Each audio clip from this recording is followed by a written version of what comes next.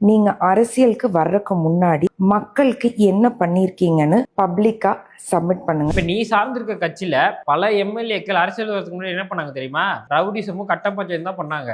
விஜய் சாரோட personal life பத்தி பேசுறது அன்எத்திக்கல். நான் அது என்னைக்கும் பண்ண மாட்டேன்.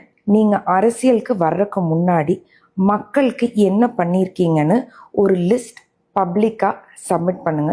நான் அரசியலுக்கு வர்றதுக்கு முன்னாடி வறுமை கோட்டுக்கு கீழே இருக்கிற மக்களுக்கு இலவசமா ஊட்டச்சத்து நிறைஞ்ச உணவு, வைட்டமின் மாத்திரைகள், இரும்பு சத்து மாத்திரைகள் இதெல்லாம் கொடுத்துட்டு இருந்தேன். மரியாதைக்குரிய தற்குறி திவ்யா சத்யராஜ் என்ன கேட்டிருக்காங்க, விஜய் அவர்கள் அரசியல் வர்றதுக்கு முன்னாடி என்னென்ன நல்லது பண்ணியிருக்காரு அப்படின்னு கேட்டிருக்காங்க. மணல் கொள்ளை, கனிம வளங்கள் கொள்ளை, மலை கொள்ளை அப்படின்ட்டு கொள்ளை அடிக்கிற கூட்டத்திட்ட இருந்து, ஊழலும் லஞ்சமும் அதிகமா வாங்கி நிறைய சேர்த்து வச்சிருக்க கூட்டத்துக்கிட்ட இருந்து, ஆணவ கொலையை கண்டுக்காத, லாக்அப் மரணங்களை கண்டுக்காத, கள்ளசாராயத்தை கண்டுக்காத, போதை பொருட்கள் கஞ்சா, மெத்தப்பெட்டின், போதை ஊசி, போதை மாத்திரை என்ற போதை பழக்கத்தை கட்டுப்படுத்தாத, சட்டம் ஒழுங்கை சீராக வைக்காத, யார் தன்னை எதிர்த்தாலும் அவங்களை அழிக்கக்கூடிய சக்தி வாய்ந்த மிகப்பெரிய ஒரு கூட்டத்தை எதிர்த்து அரசியலுக்கு வந்திருக்காரு. அவர் தான் அவர் செஞ்சிருக்க அரசியல். நான் அது கொடுத்துருக்கேன், நான் இது கொடுத்துருக்கிறேன்.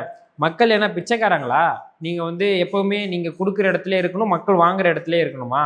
உண்மையான அரசியல் என்ன தெரியுமா தற்குறி? மக்களுடைய வரி பணத்தை மக்களுக்காக கரெக்டாக செலவு பண்றது தான் உண்மையான அரசியல். அந்த அரசியல் செய்யறதுக்காக தான் விஜய் அவர்கள் வந்திருக்கிறாரு. விஜய் அவர்கள் அரசியல் வர்றதுக்கு முன்னாடி என்ன பண்ணியிருக்காருன்னு கேட்குறியே, உதயநிதி அவர்கள் அரசியல் வர்றதுக்கு முன்னாடி என்ன பண்ணாரு? நான் அரசியலுக்கு வர மாட்டேன்னு தான் சொன்னாரு. அதை தவிர வேற என்ன பண்ணாரு? இப்ப நீ சார்ந்திருக்க கட்சியில பல எம்எல்ஏக்கள் அரசியல் வரதுக்கு முன்னாடி என்ன பண்ணாங்க தெரியுமா? ரவுடிசமும் கட்ட பஞ்சாயத்து தான் பண்ணாங்க. தெரியலன்னா தெரிஞ்சவங்களை கேட்டு தெரிஞ்சுக்கோ. நீ விஜய்க்காக டெய்லி ஒரு வீடியோ போடுவேன்னா, உனக்காக நானும் டெய்லி ஒரு ரீப்ளை வீடியோ போடுவேன். இங்க பாரு, பைத்தியம் மாதிரி பேசிட்டு இருக்கா. தேங்க்யூ.